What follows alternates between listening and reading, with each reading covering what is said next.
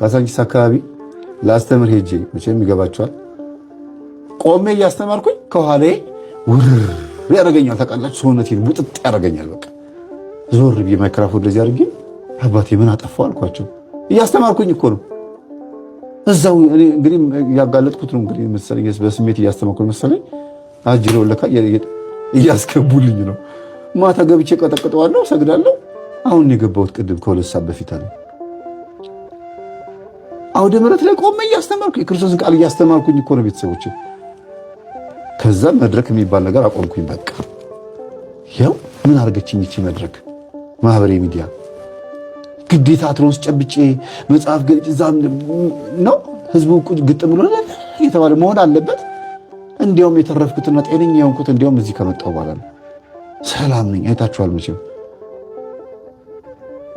እና በጣም አዘንኩኝ። ከዛ ዲያቆኑ ጸበል ወሰድኩት፣ ዳነ። በጣም አዘነ። ተመልሶ ወደ ስራው ገባ። አስተዳዳሪው ተመልሶ እንደዳነ፣ መምህር ግርማ ጉባኤ መጥተው እንደዳነ፣ ይሄ ልጅ ቄሱም መጥተው እንደዳኑ። እንዲያው ቄሱን ጭራሽ በርሜል ጎጊስ ልኪያቸዋለሁ። ሄደዋል። መቼ መሰላቸው ሄዱት? በግል ነው ሄዱት። ቤተሰቦችን ሊጠይቅ ብለው ባህር ዳር ሲሄዱ በዛው ገንዘብ ልኬላቸው በርሜል ጎጊስ ሊሄድ ብለው ሄዱ። በሽታው ባለበት ሰዓት ላይ ለዚህ እና ሄደው ድነው መጡ። በርሜል ጎጊስ ካህኑ ማለት ነው። በጣም ነው ደስ የሚለው። ሁለቱም ዳኑልኝ። ከዛ ቁጭ ብለን እናወራ ብለን ስንወያይ እገሌ እገሌ እገሌ እገሌ የሚባሉት ደብተራዎችም ቅባቶችም ናቸው አሉ። ለምንድን ነው ታዲያ ቤተክርስቲያን ገብቶ እንደዚህ የሚያደርጉት? ምን እናርግ? ቤተክርስቲያን የሁለቱም አይነት ሃይማኖት መገልገያ ሆናለች። ማንን እንስማ? የማንን ወንጌል እንስማ? የትኛውን እናዳምጥ? የሚገርማችሁ ማይክራፎን ጨብጠው እኔ ቆይ እስከ መጨረሻው ልሂድና ላጣራ ብዬ ነው እንጂ ማረጋገጫ አላገኘ ብዬ ነው እንጂ ማለት በትክክል ማይክራፎን ጨብጠው ሲያስተምሩ የምታውቋቸው ትልልቅ መምህራኖች ውስጥ ሁለቱ ቅባት ናቸው።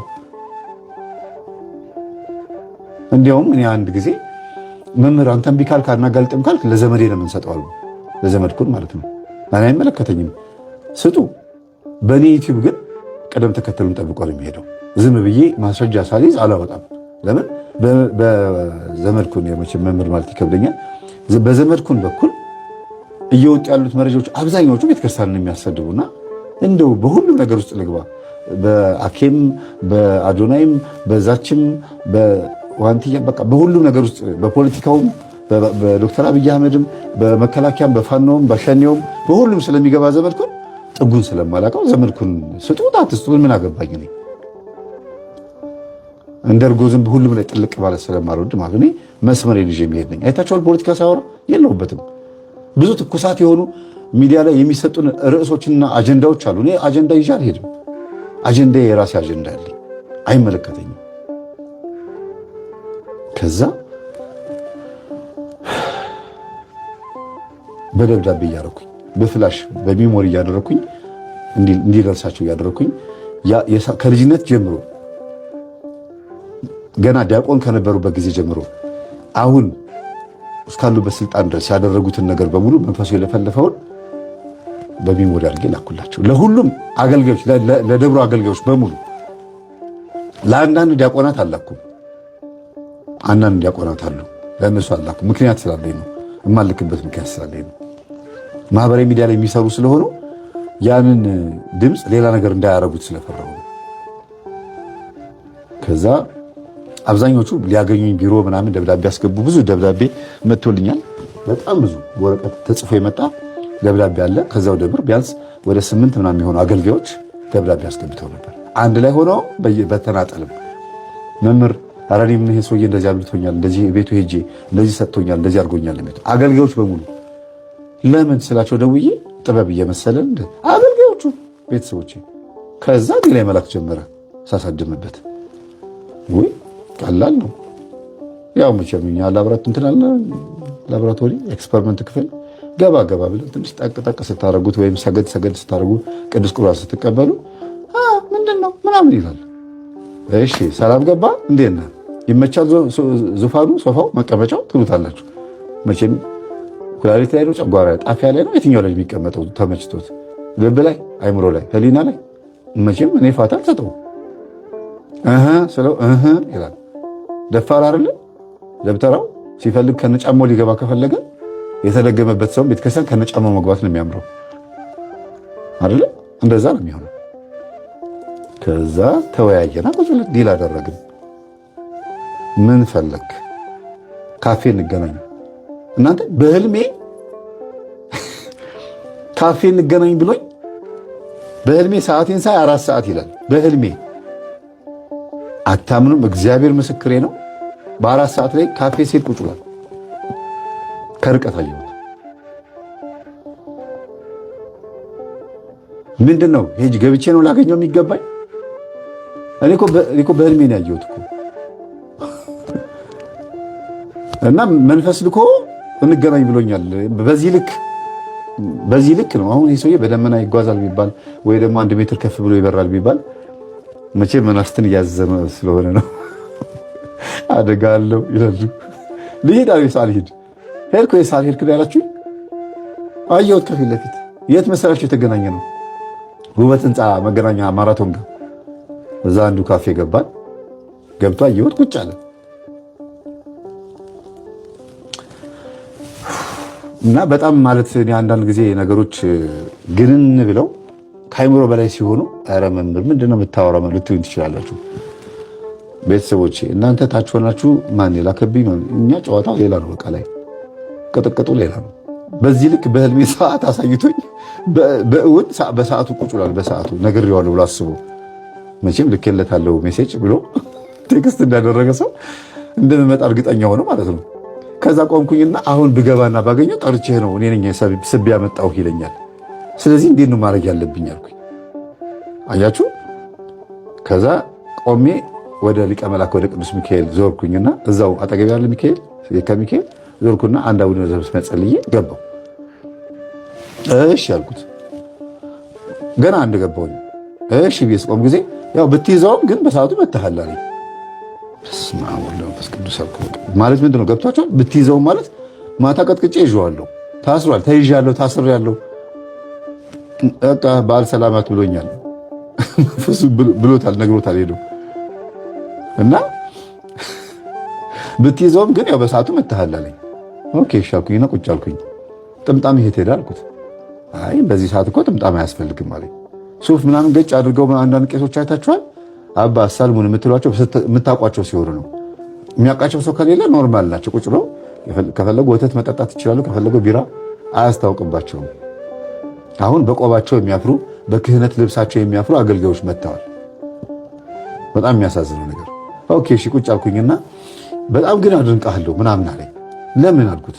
አይ በቃ ያስከው ስትይዘው ጊዜ እኛ ጋር ብዙ ናቸው፣ አንተም ላክ ችግር የለውም እናንተ ጋር ካሉት እኛ ጋር ያሉት ይበልጣሉ የሚለውን ታውቀዋለህ መቼም አልኩት።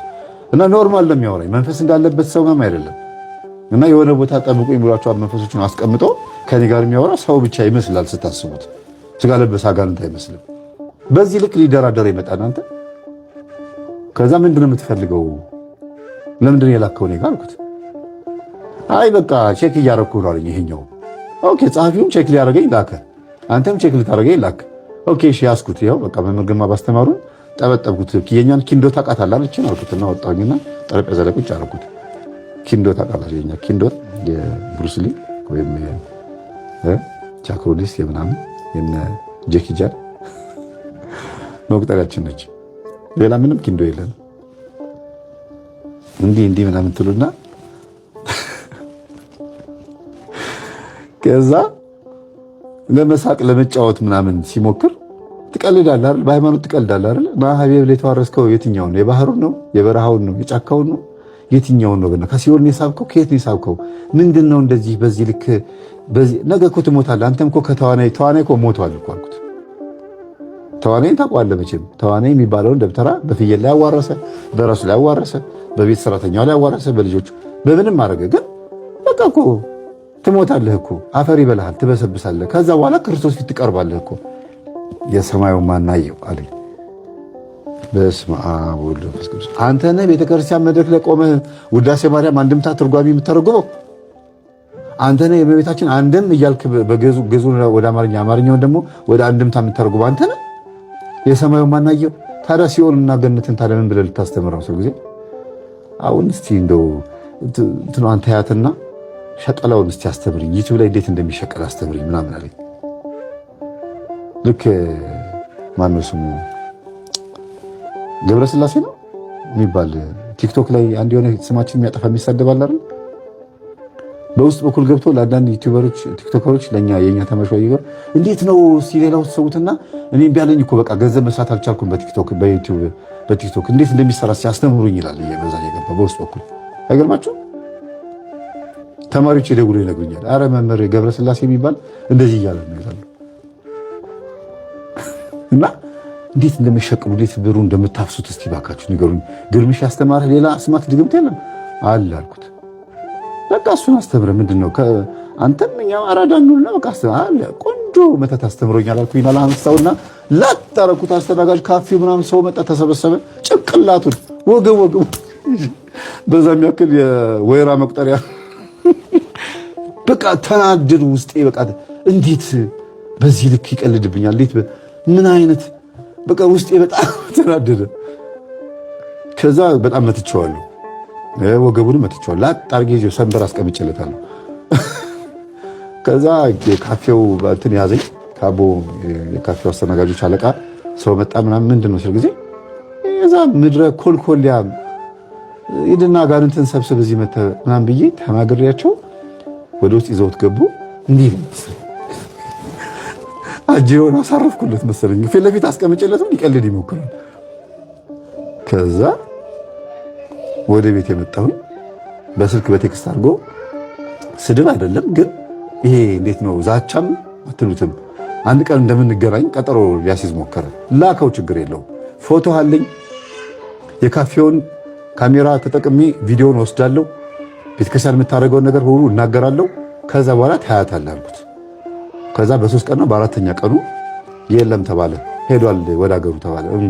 ብዙ ሰዎች ቆይ እሰራልሻለሁ ካሉ በኋላ የት ሄደ ሲባል ክፍለ ሀገር ከተባለ በቃ ልታሰራልኝ ነው ማለት ነው ይባላል አይደል? ኦኬ አልኩኝና እኔም ደግሞ ያው በደንብ አድርጌ